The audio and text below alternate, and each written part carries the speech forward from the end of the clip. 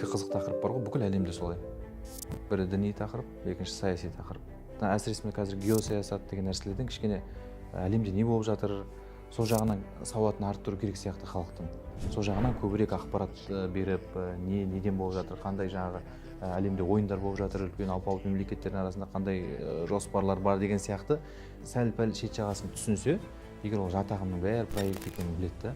Жалпы ағымдар енді діни философиялық және діни саяси болып основной екі бағытқа бөлінеді ғой. Діни философия енді көбінесе жаңағыдай тек кейбір сөздердің мағынасына немесе жаңағы ақидалық терминдерге таласып солай жүреді ғой. Ал діни саяси ағымдардың ең алғашқылары біз харижиттер деп білеміз ғой. Харих өз-өзін қайталайды дейді ғой. Әлі сол келе жатыр. Бізде де мысалы Хизбут Тахрир қаяқтан шықты. Оны арты әшкерелеп, біреу мынаның проектісі болса, екінші ананың проектісі болады, үшінші тіпті ол әрқайсысы бір жақтың проектісі болуы мүмкін да. Мысалы, мынау уже болды, бұны ойнатып бітті, ол әшкереленіп, бәрі маска шешіліп қалды.